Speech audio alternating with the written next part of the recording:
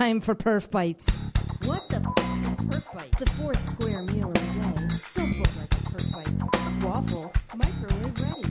Blobbity blah, blobbity Add blobbity nutritional value to your brain. It's time for PerfBytes with your hosts Mark Tomlinson and James Pulley. PerfBytes. Whatever. It's time for PerfBytes with your rhombus-shaped hosts, Mark Tomlinson and James Pulley. James, how are you today? I'm doing well, Mark. It's St. Patrick's Day. St. Patrick's Day. Who was St. Patrick? All I know is he's the patron saint of Ireland. Ireland. And the sexy Irish voice of PerfBytes. That would be your wife, yes. It would be, yeah. That is very, very true.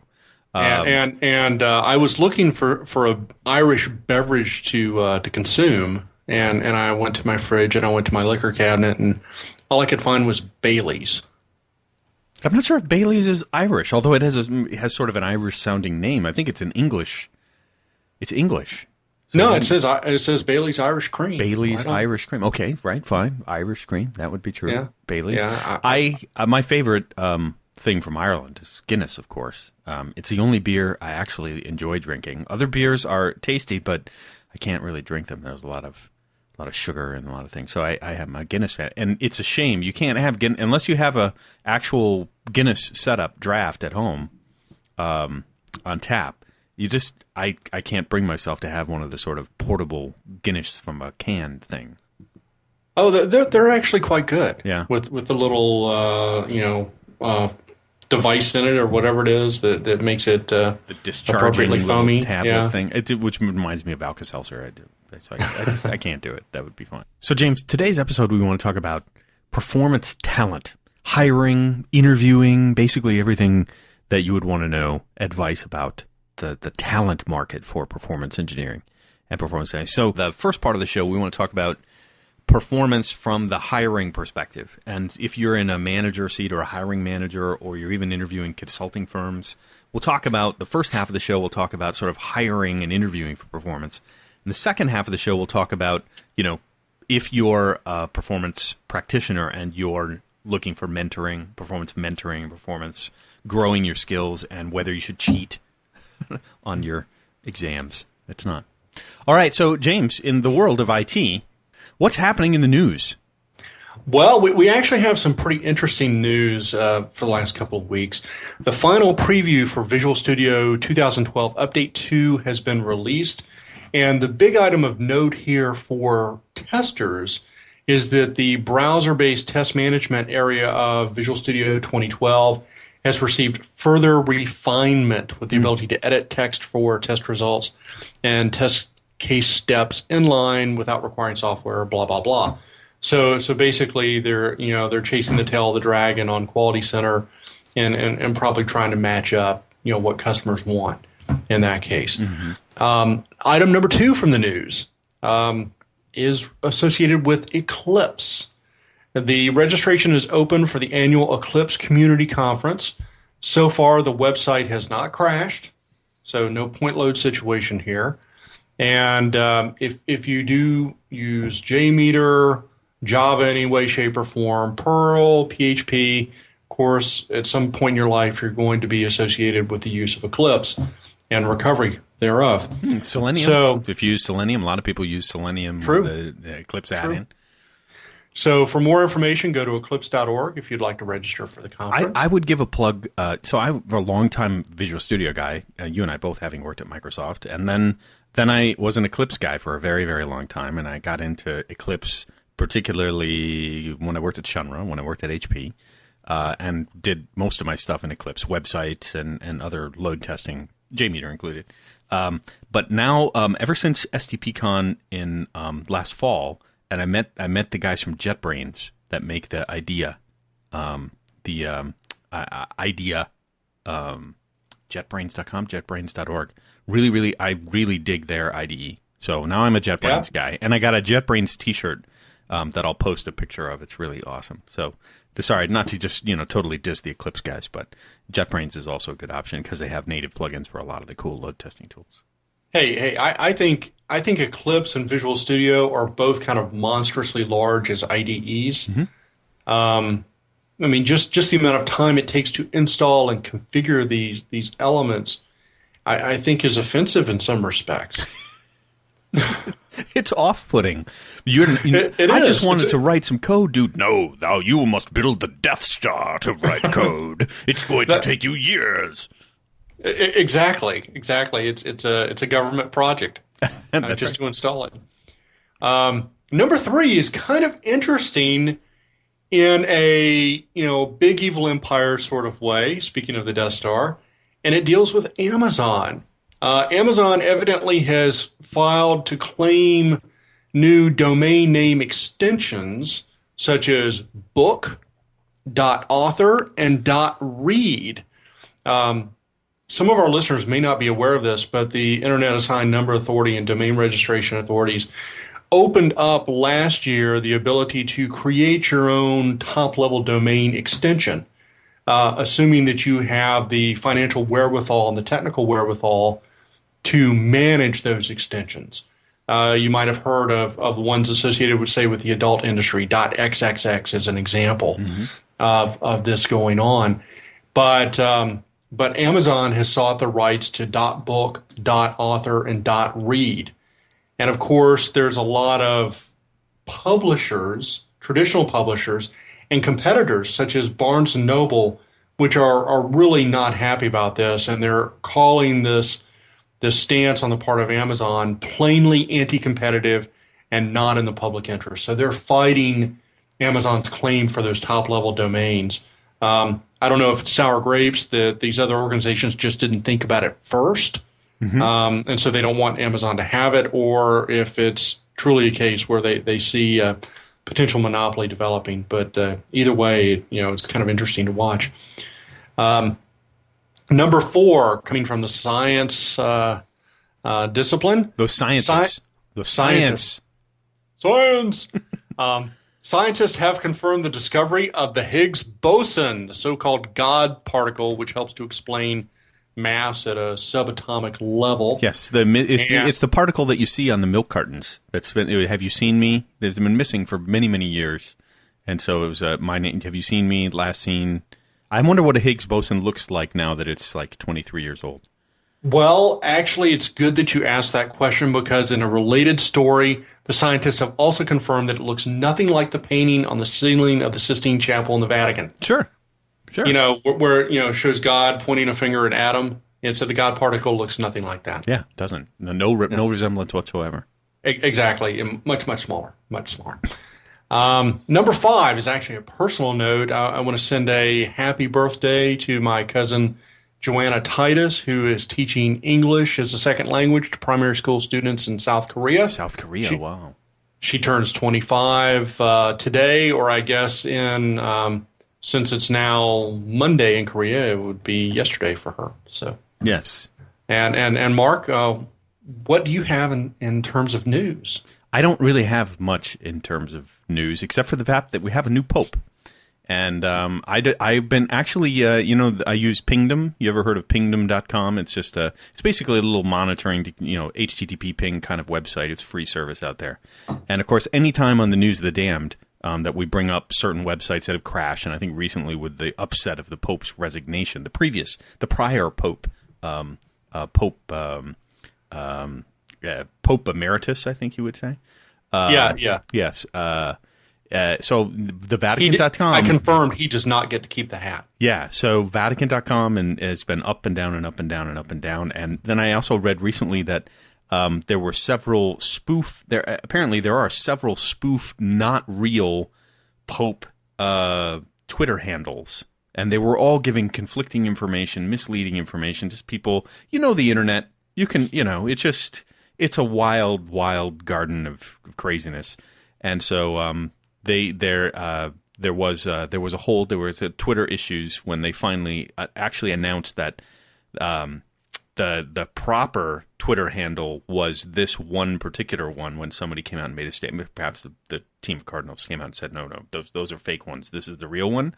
Then right at that moment, within a few minutes, I don't know what the sign up was, but so Twitter took a good hit on a single handle, which is another insight into why Twitter's performance, if it's specific to an entity, a particular trending ID, and a lot of people hop on to follow or filter or whatever, or put on searches, boy, there's something interesting in the data schema there, that if it's down to one ID. So really, you should have like 80 or 100 Twitter handles, none of them official. That's the right way to do it, I think. And then use some service which simply broadcasts the message to all of them. Right, just to scale out the actual logical entity of your Twitter handle, and then, you can follow me at Pope, at Popey Pope, whatever you want. That'd be fine. That's, yeah, exactly. So that's the news. Thank you, James. That's very exciting. Let's talk about interviewing performance, or what I would say performance talent. Yeah, because you and I think, interview very differently. Okay, so James, when it comes to interviewing for performance, how would you describe your style for interviewing for performance? Usually it's a terror to the candidate. I don't know if all of you know Teresa Fontanilla, but I've worked with Teresa for the better part of a decade, and she actually claimed several times that people called her in tears after an interview with me. And this was not intentional, by the way. What I do that is so unconventional is I ignore completely the tool for about the first hour. Mm-hmm. And you have all of these individuals who have been furiously studying load runner interview questions, or JMeter interview questions, or rational performance tester interview questions, or whatever questions they're studying. And all they're getting is a set of open-ended questions involving foundation skills of performance testers. Like I have a whole section at the very beginning where I talk about testing and testing principles and ask questions on them. If you don't know how to test, how are you going to know how to performance test? Right. And I will ask them testing questions that don't involve IT examples. So I'm testing their abstract thought. Are they able to visualize the testing process independent of what they're trying to test or the tool they're trying to use? I will deliberately leave information out, say, here are some things that are part of a standard test definition. What's missing? Yeah. I'll ask them, I'll give them 2 test examples. Is this a valid test? Why or why not? Or is it an invalid test? Why or why not? Give me examples of a fully qualified requirement for performance testing and tell me why. Then I'll go through communications, depending upon what they're going to be hired to do, project management, architecture. The smaller the team, the more skills you need to have mastery of. Certainly programming skills come into play there. So the whole first generation, for about the first hour, you're not even touching the tool. And this really is disconcerting to a lot of candidates because they're not expecting it, for one. But I learned this actually when I was at Mercury in professional services. We were looking to hire people to become performance test professionals because you could not hire performance test professionals. So we had to go solidly after foundation skills that would allow us to ramp people up very quickly into that role. And the more years as I've gone through this process, I've realized the soundness of that interviewing philosophy, in that if you don't have these foundation skills, you're not going to be successful no matter what tool you have. Yeah. A fool with a tool is still a fool. And so, as I said, if depending upon where they're at, if we're just hiring for someone to develop a script, or someone who's going to run a test, or someone who's going to analyze results, they're going to get all sorts of different questions related to foundation skills. And so then they'll finally get to the tool skills, and they're expecting a lot of fixed-ended questions. I have an absolute answer. Mm-hmm. I ask open-ended questions. I go to the resume and say, oh, I see that you have this, and this protocol. picking protocol A and D, can you compare and contrast for me correlation and some other topic for those protocols? Right. So get a little bit, go to second or third level skill sets within the tool. Yeah. And so you're reinforcing communications at that point. You're reinforcing some tool mechanics at that point. And you're also feeding them a great deal of rope, because if they don't know it, you'll start to get the machine gun answers coming back at you. So I'm not sure what you want. I'm just going to feed you everything. And I just feed them more rope, and sometimes I'll ask follow-up questions and keep feeding and feeding and feeding. And I'm poker face or poker voice through the whole thing. I don't give any feedback. Also, where possible, I absolutely want to do this first interview through Skype. I've been burned too many times at bait and switch. I interview someone on the phone, different person shows up. Yeah. So Skype, wherever possible, watch them, make sure they're not looking up answers, they're not typing in information. Yeah.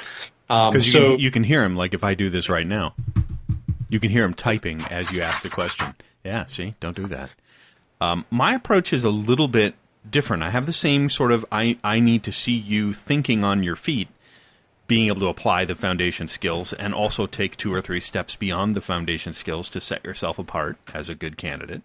But I also, I guess there's 2 other areas that are always important to me as well. One is to draw out self-awareness during the interview, so that can I see them be honest with themselves about what they don't know and that they're comfortable with it, right? So I want to see that somebody, hey, I've worked on this and I'm really good at this, and I sort of get the concepts for this other thing, but I'd be honest with you, I'm not 100% sure of it. So I'm looking for a little bit of, there's nothing worse than having a performance tester that signs up with overconfidence of something when really in reality they've never done it. So I'm always looking for a little self-awareness.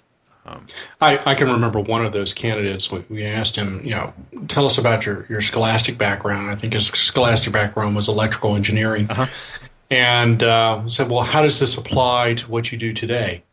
And immediately it was like, yeah, he had like 5 different ways where everything that he did in electrical engineering applied directly. A lot of the candidates did not get there that fast. Some of them, had to think about it for a while. Yeah. But there is a reason why that person was in a lead role. He was taking foundation skills conceptually, and applying them, the concepts of load and stress. We talked about that in the last episode of PerfBytes, where we talk, IEEE, electrical engineering. I mean, IEEE guys have defined load and stress in these things. He's like, same kind of thing. Traffic flowing through application servers is a circuit just like any other traffic flowing through a circuit, and it has a load characteristic. And he was able to translate that. That was pretty good. We'll be right back after a word from our sponsor. Hosting for PerfBytes.com has been provided by NUCO, New Centers of Excellence in Performance Engineering, PowerTest Professional Services, The Script Farm, LoadRunner by the Hour, Videratech, Cloud Architect, and No Load Test. For more information, go to www.newcoe.com or call 703-856-8187. Let's just call Scott and add him to the conversation. We'll just bring him into whatever we're talking about. Doesn't matter. Okay. Does that sound all right? Sounds fine. We'll ask Scott how he interviews. Hello? Mr. Moore. Mr. Moore! Hey, guys. How are you? Pretty good. We are. You're on PerfBytes with us right now. Well, that's great. Thanks for your rant, by the way. That was one of the best rants that we've had on the show. The performance monitoring. As long as I enjoyed it. Yeah, exactly. James and I were just basically diving into performance, interviewing for performance, hiring performance talent. And so that's kind of the subject, at least, that we were talking about. So I'm just curious. I'll just throw you right into the deep end of the pool with a glass of scotch in hand. You've been hiring and bringing up performance talent for many, many years now in your work with Northway and before then. So what would be your advice for somebody who's on the hunt to find great performance people and interviewing them? I've found that there are 2 angles that you can approach finding the right talent. One of them is the obvious, which is a developer in test who wants to make the leap over and understands that a tester from 20 years ago is not a tester of today. We used to have this mentality of, those who can't code test in the developer world. The special guy sits in the corner and does testing because we don't want him on our project coding. Today, the tester has to be more knowledgeable about the code than the development staff and needs to be able to catch their defects and needs to be able to advise them on issues that they find and be intelligent enough to help them work out the issue if need be. So I feel like today a developer in test is a very valuable resource. Once you find that person who's ready to go down that path. So a performance engineer would be somebody who could develop, but then also you would have to then teach them the necessary back-end skills that they would need to know. That if they needed to know some the type of resource counters that they would have to monitor, for example, and not just their little world of code anymore, but everything that's affected by their code. The second angle would be back-end resource folks. So people who are used to receiving those calls at 3 o'clock in the morning that the server's gone down and having to troubleshoot why, those people make excellent performance engineers because they already understand the things that need to be monitored and they have a vested interest in keeping those servers up under load. So really the only thing you have to teach them is the part of, what entails automation. So whatever development platform that might be, whatever language that might be, once you've taught somebody a loop is a loop, across the board. When you get those qualities combined, either that developer in test with that back-end administrator, you've got sort of the perfect balance there.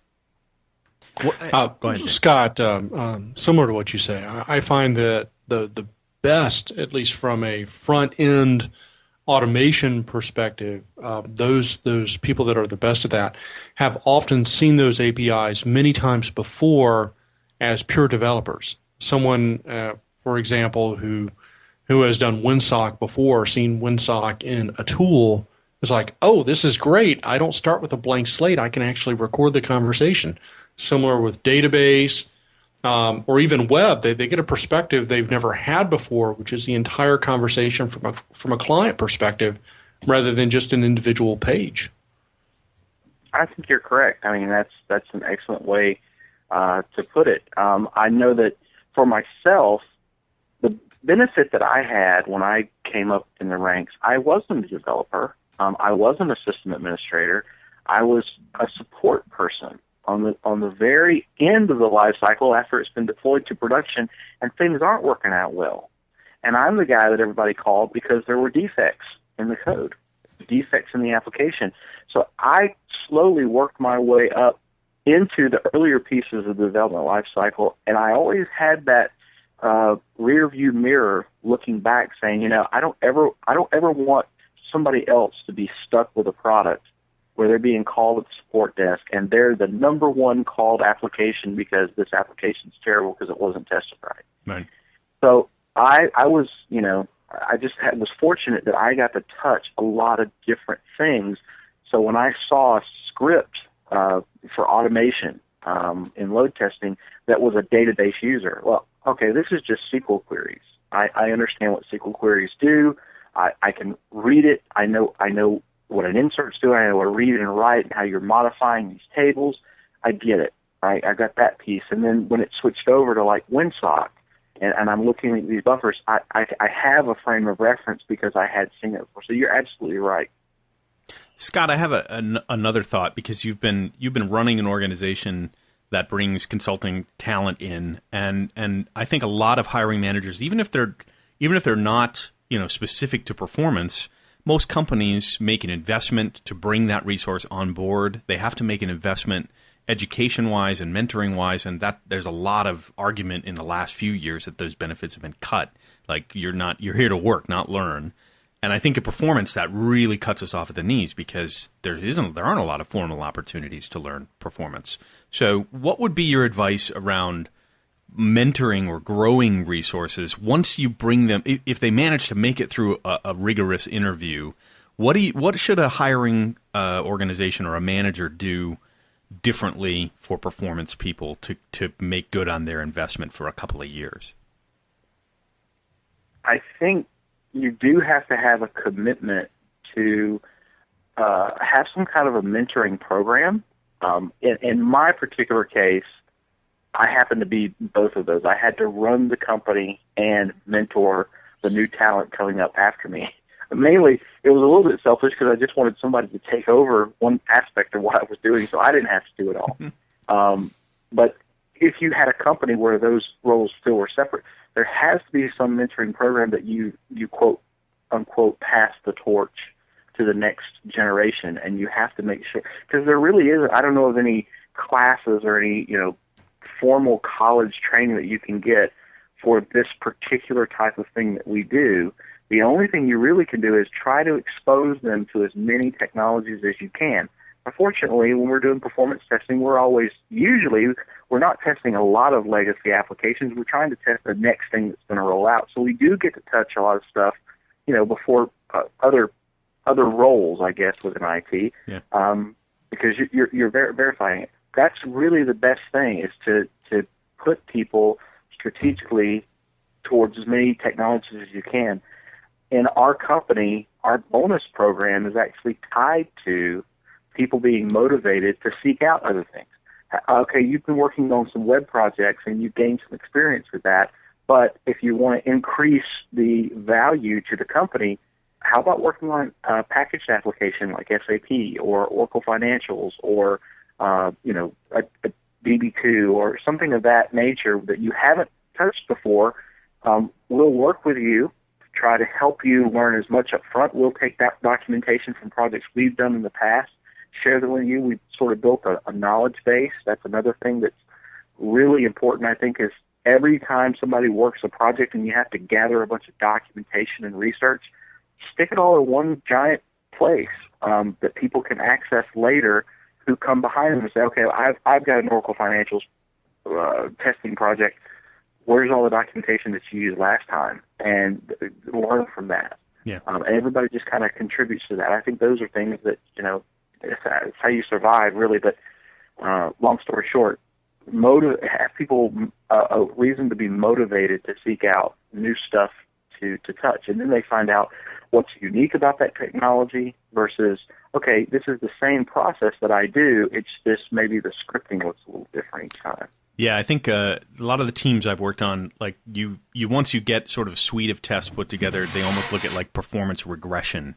And after you run that for a couple of months, you get pretty bored. You're like, there's no new scripting, no new problems. You're just kind of running and analyzing, and you might be doing trending capacity planning, but you're not really on the latest, greatest project. So, I mean, the mentoring opportunity is like you say, to pull someone off of that sort of regular running of the test and put them on new projects. Mobile projects are probably huge right now. Have them go learn some mobile performance, or how do back-end systems work with mobile load and stuff like that. There is a period of internship after training. It's a very old concept, and it's one that for whatever reason organizations seem to be totally ignoring for performance testing. But they would never hire an electrician or plumber for their house that's not a certified plumber or electrician. Yeah, I saw it on one of the DIY shows. That was a guy was like, yeah, this is my guy Adam. He's my apprentice. He's my journeyman apprentice. Yeah, so this is a formalization in the trade. So just about. I got one other thing though I'd like to add. Yeah. To this. Yeah, I've got to go, but I'd like to just discuss going back in time to the early mid 90s when Microsoft came out with the MCSE certifications and MCP certifications. For the first part of that, I saw a lot of people going after that certification to get the things like networking essentials certification. And those people who did, it was a rigorous exercise. There was a lot of studying in books to be able to pass those tests. And then you fast forward to the late 90s, 2000, those certification tests sort of became a commodity. People were more concerned about passing the test and having initials beside their name to get a higher paying job, that the content, which was the original, intent of that certification, was to get those foundations. It was like, I just got to get through this as fast as I can to get those initials. And folks like me who went through that in a rigorous way, there's things about the Networking Essentials book that I still remember to this day. And I remember, my wife showing me flashcards for 3 hours and remembering facts, but then walking around the block. And while we're walking around the block, she's, let's talk about IPs and subnets and things. There's things that I now have ingrained in me that I'll never forget because of that. And I think that's where it gets back into performance engineering if you don't learn those essentials.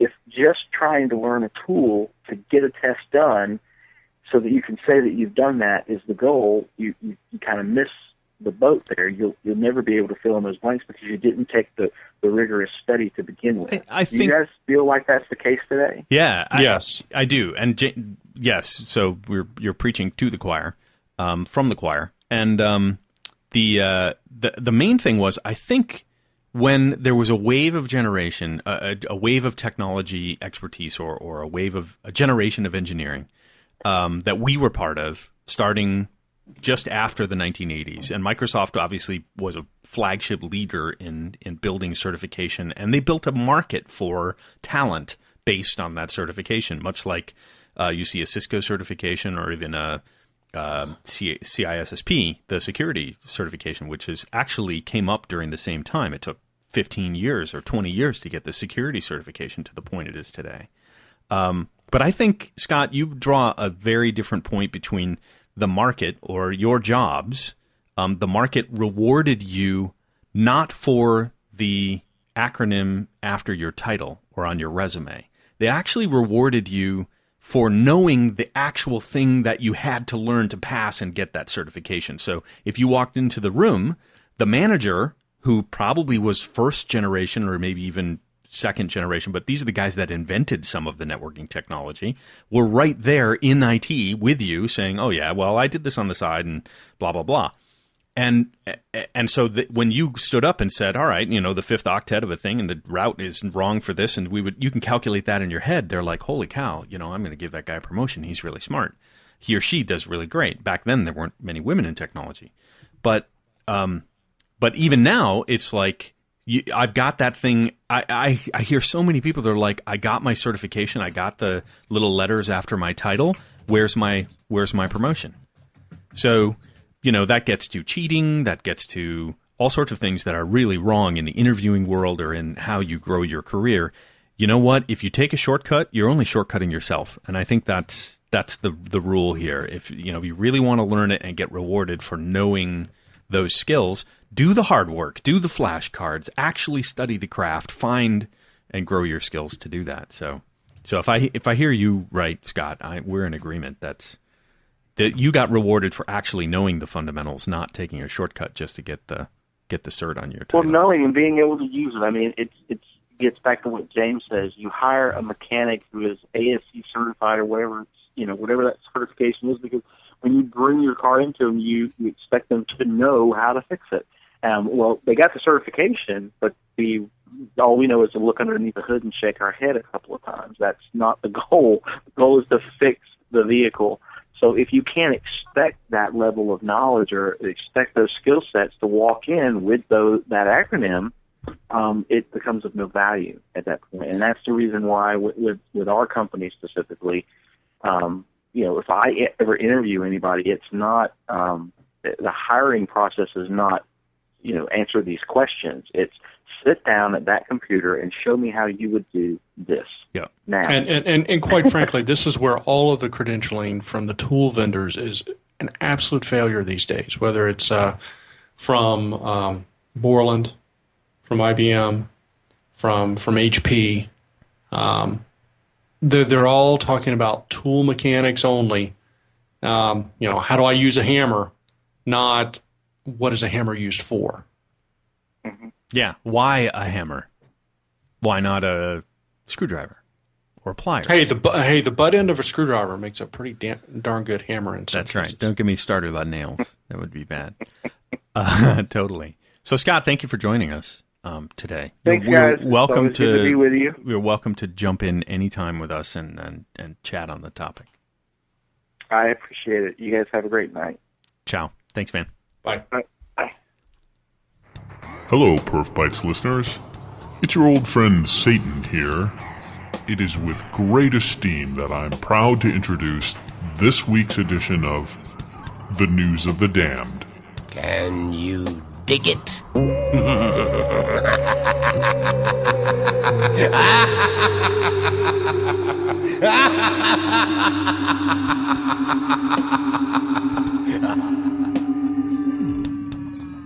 There you go, James. News of the Damned.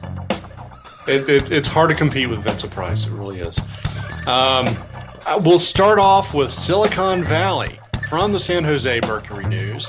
The California Interscholastic Federation website crashed recently at the release of the brackets for the state basketball playoffs. This was after a delay of half an hour in front of the actual crashing. Evidently, there's a new open division, and it's that whole point load issue once again. It's not like that. It's not like there's not prior art here that they could look at. From the other side of the world, from South Africa, not only do they have athletes who get into trouble, but they have websites that crash and burn as well. The Free State government has already spent about 24 million rand and are projected to spend another 23 million more in fiscal 2012-2013 for a whole series of websites at the municipal level and at the state level. But of course, this doesn't stop websites from crashing. In October, the project servers crashed in a large way. An example of no lessons learned from that, about 3 weeks ago now, they crashed again, this time resulting in the loss of over 20,000 documents. So remember, in this case, it's government, folks. It's a monopoly, no competition. Do you really think they're going to fix it? I'm not sure. Number 3 on News of the Damned. Our 2012 Woman of the Year has decided she is going to go for 2013. She is not going to give up her title without a fight. And when you know it, she wore a dress in public. And what happened? Well, the website crashed. The store was love-struck. There were reports of some 60,000 hits over the next hour. I really think this is more like 60,000 users over the next hour after she wore it.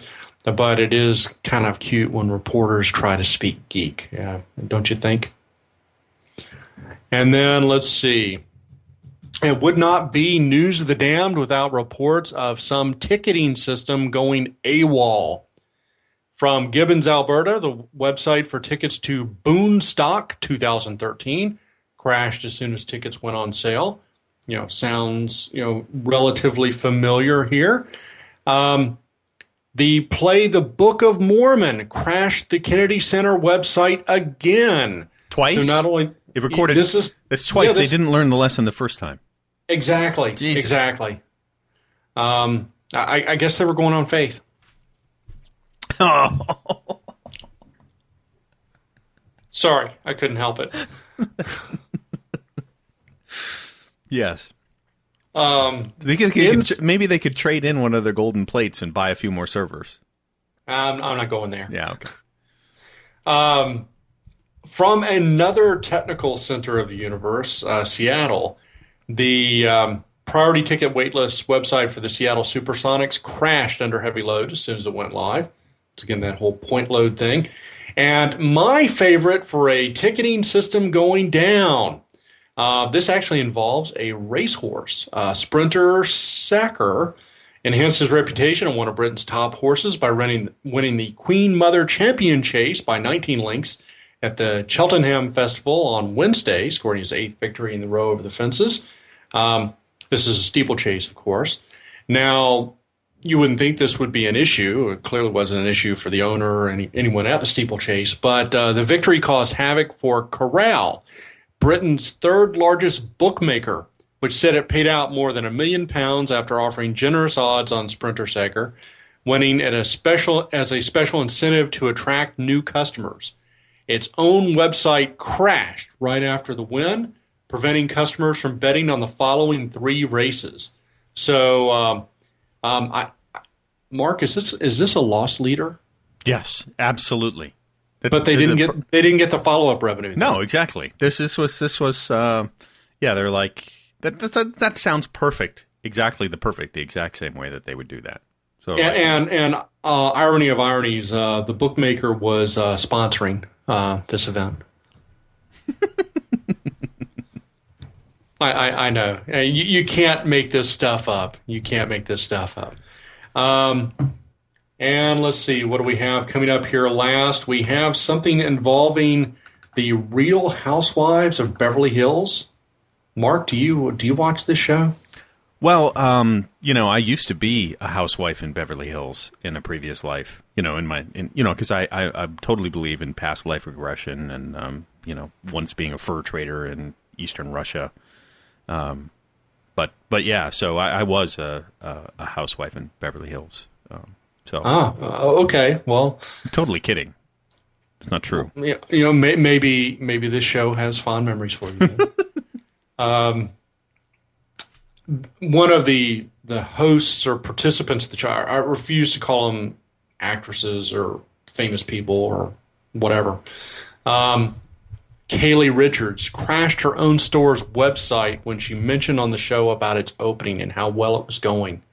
Evidently, the fans of the show all got together, had some wine, and set about crashing the website in an attempt to see what was for sale. Surely, with all the news on this, new website going live, mentioning it on the air, you can't get away from these examples. They could have seen this coming. They could have planned. This is not a live show. They could have contracted with Akamai or even staged some files up in Amazon, so it was brokered to some other websites that could handle the load. And I would even be willing to bet that they probably don't even have optimal settings on their web server.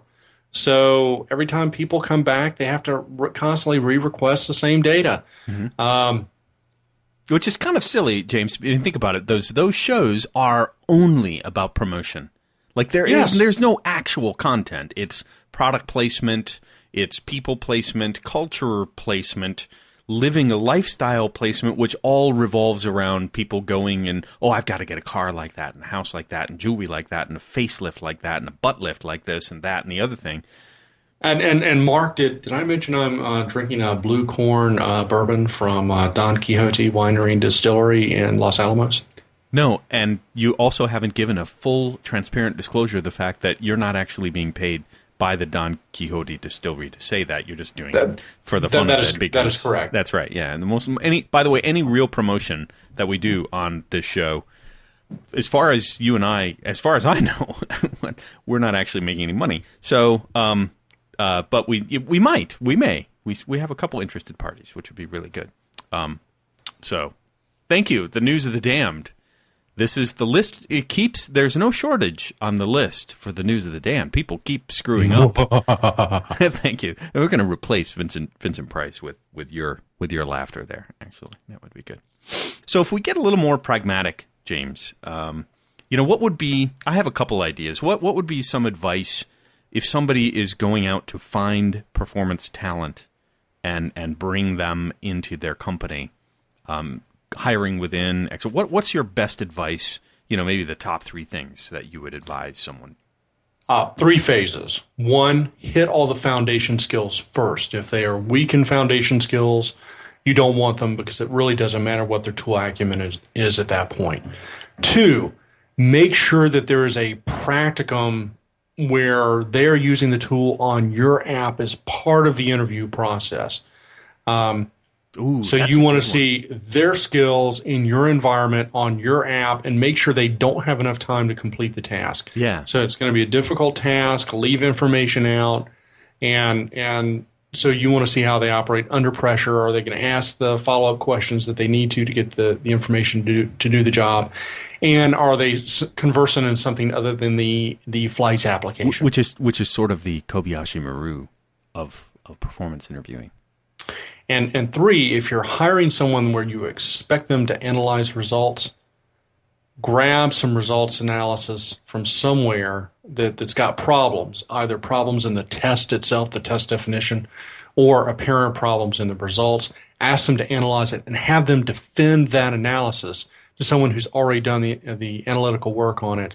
And, so you're going to see how they're going to communicate, what their thought process is like, how they go about looking at results, as opposed to simply handing you a results deck and say, "Oh, test is done." Yeah. And lastly, I should have put 4 points here, so 1, 2, 3, and D.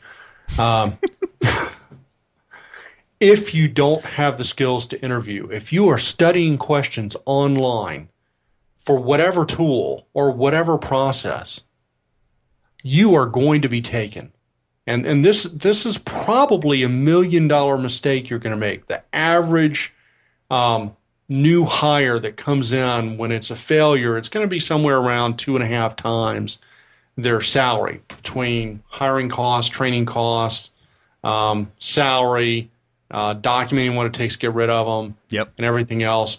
But with performance testers, you are also looking at the added damage of hours of downtime, or orders not processed, or customers that are going to leave your site and go someplace else.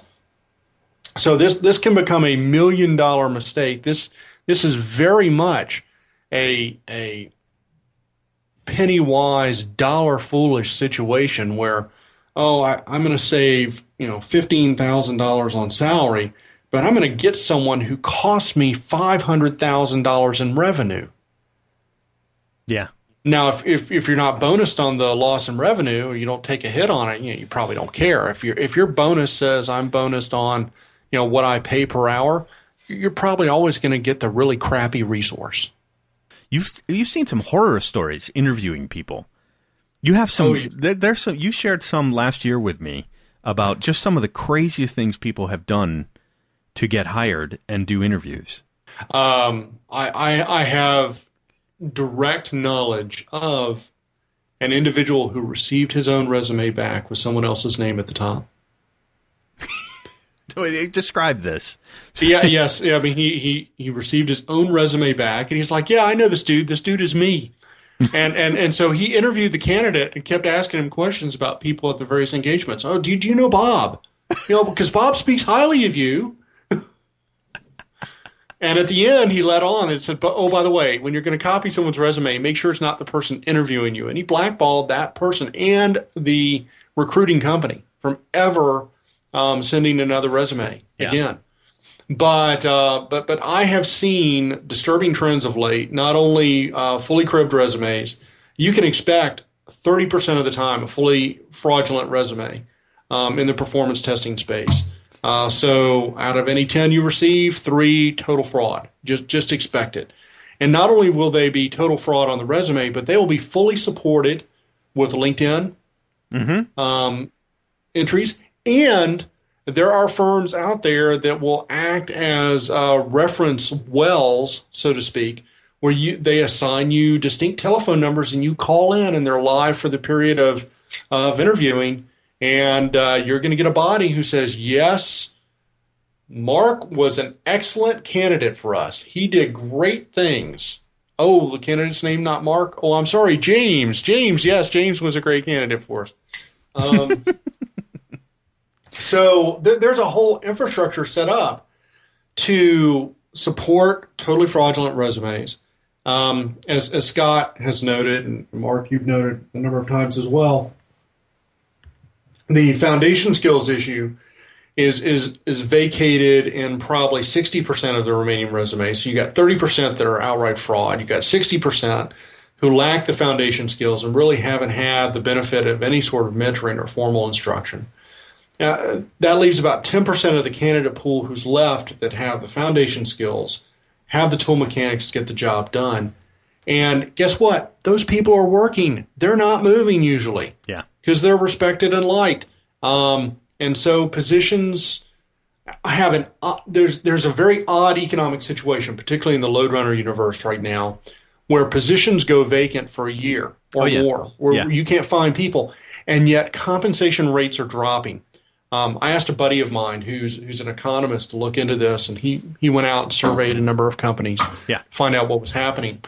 And what has happened is that the actual value, forget price, but the actual value of candidates in the system is so low that it has totally offset the natural economic condition for the price of a resource to rise in a scarce environment. So you have scarce resources. Yep. You have these demand positions. Curve, you have these positions that go open for a year or more, and yet they can't fill them because management has decided that the value of the generations of people that have come through is so low that they're not willing to pay what it would take to get a good person. They've never seen a good person. Right. They're so rare. I gave you another. So make no mistake about it. And I guess this would be a rant. It is sort of a rant, and so maybe we're having a mutual rant because it's if you're in a hiring manager position, it's incredibly hard to find performance skill and talent and experience. It is really, really rare. And so when you go into it, I recently did a pre-conference workshop at STPCon in the fall, and I talked about performance talent and specifically said, be prepared, just as we talked with Scott, be prepared to have rigorous interviewing when you bring the talent, bring the resource onto your staff, and then be immediately prepared to mentor them. And you hopefully are not mentoring them on the basics. But I would give this precaution according to what you just said, James. If you hire somebody at a low wage, a low rate, consultant or full-time hire, somebody that comes in at a lower entry-level type position, and I'm saying something that's maybe, in IT? I won't throw out a number of it, but yeah, somebody that's an entry-level type, you'll never find an entry-level person that actually knows performance. They're all going to be senior-level folks. And so the idea is you're either going to spend... your manual tester or your automated tester to just be able to bridge them over and say, oh, go ahead and do this. They just don't have the skills. Having said that, I'm going to tell you, I've seen some people do some things with QTP that are outright amazing that I would never even envision. Oh yeah. So there are definitely some people that are experts in that space, and you know what? They're far beyond what I would ever consider that I would be capable of in that area. I would say they're very rare, though. That's maybe less than 1% of the gurus in the GUI testing automation world. And you see that gets back into the breakdown of what I mentioned about fraud and insufficiently skilled. That's no different in the automated testing universe. Yeah. So the other advice I want to put out there is to the individual testers, people who, in earnest, I have 4 people right now that I work over Skype or I work with my current customer. And you know what? Finding people who are interested and open to learning load testing, performance testing, they jump on board. And you can tell when somebody's interested, look, I really want to learn this, and they'll tell you things like, all I want to do is performance. I have my other job over here, but I really want to learn this because it's interesting. And the minute you give them a teaspoon worth of information, if they can turn that into a gallon worth of output, I took that idea and I did all this other stuff with it, and then I looked at this machine and I went and looked at that machine, and this one was doing this, and if you give them a teaspoon of mentoring and they can turn it into a gallon of lemonade, not literally a gallon of lemonade, but that is what you're looking for, somebody who can take a tip and just run with it. You also find somebody who has that spark, and then all of a sudden you'll see, if you find that you're discouraged because it's like, well, I'm not learning anything new, you need to go find another technology to, hey, can I go test this other stuff? I've never tested this. I've never studied the performance for this. Or and in the interviews, watch the eyes. Yeah. Watch for passion. Watch for fear. Watch for just, this is a job, and I'm trying to get it. You want that passion, because even if their foundation skills are a little weak, but they're there, and they're a little weak in another area, so long as you have someone else that you compare them with that is a good match to them on the technical side that they can mentor with, that passion is worth quite a bit. Yeah. When they're chasing down defects and trying to find root cause in a very difficult situation. And it can be difficult technically, obviously. That's one reason that, performance people are hard to find, because it is technically challenging. The other, it can be challenging politically, because nobody likes to, find out that it was their component or their database or their app server or their GUI that was the root cause. It's the ugly baby code. Ugly baby syndrome, right? The truth is, all ugly babies are beautiful babies, because frankly, most of them when they first start out are really ugly looking. So anyway, that's I speak metaphorically, of course. But yeah, so that is it's going to be challenging for multiple reasons.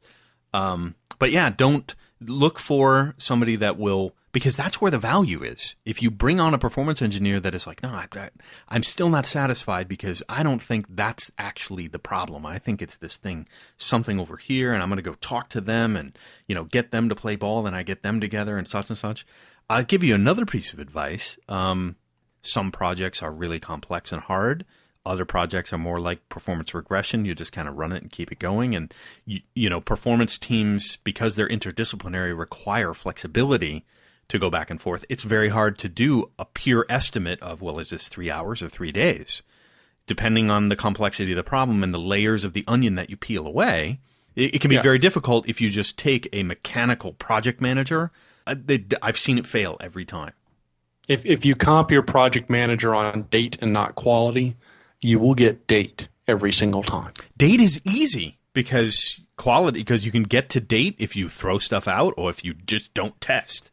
And he's in control of date. He or she, I will say. Let's be totally egalitarian there. They are in control. They are in control. Well, Mark, I believe we have come to the end of another episode of PerfBytes. We have, and I would like to thank Scott Moore for joining us once again and giving, I thought, was some really great advice and a couple new tips, I think, around how to grow your organization. I would like to thank, here on celebrating St. Patrick's Day, the sexy Irish voice of PerfBytes.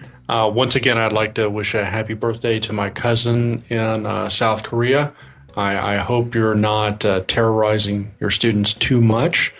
And I would also like to point out that this episode of PerfBytes, at least according to the website, has been powered by reruns of Star Trek, the original series. The original series of Star Trek. And lastly, of course, I want to thank our one consistent listener, my mother. Thank you very much for tuning in. Yeah, thanks to James' mom. Please make a note that James and I will be at the Software Test Professionals Convention, STPCon, in April. That's April 22nd to the 25th, something like that. And Wednesday night, we'll actually be recording PerfBytes live at the show on the 24th, I believe. 24th, Wednesday night, April the 24th, live in San Diego. For more information, you can go to stpcon.com. I'm doing a presentation there. Scott Moore is going to be there. Scott Barber is going to be there. So they're going to meet the whole crew. We're going to be doing some giveaways and probably enter to win a pair of the PerfBytes shoes. But software test... And we will be easy to identify because we are going to be wearing the infamous stress test and load test Converse high tops. Converse hard tops, and you can get a pair of your own, actually. But you have to work through James and I in order to get the exact model. That would be true. So join us at STPCon. That would be marvelous. More information, again, stpcon.com. And, of course, you can always follow us on Twitter at PerfBytes, PerfBytes, and visit our website. We're at Facebook. We're on Tumblr. We're everywhere, James. I don't know if you know that. We're like socially. We're even on LinkedIn. So you're probably listening to this via Spreaker.com. The PerfBytes Live we'll do on our old good friends at blogtalkradio.com, and you can see us there. Just search for PerfBytes. You'll find us everywhere. And thanks again for listening. And we'll listen. You can hear us in the next episode. So join us then. Thanks for listening. Cue music.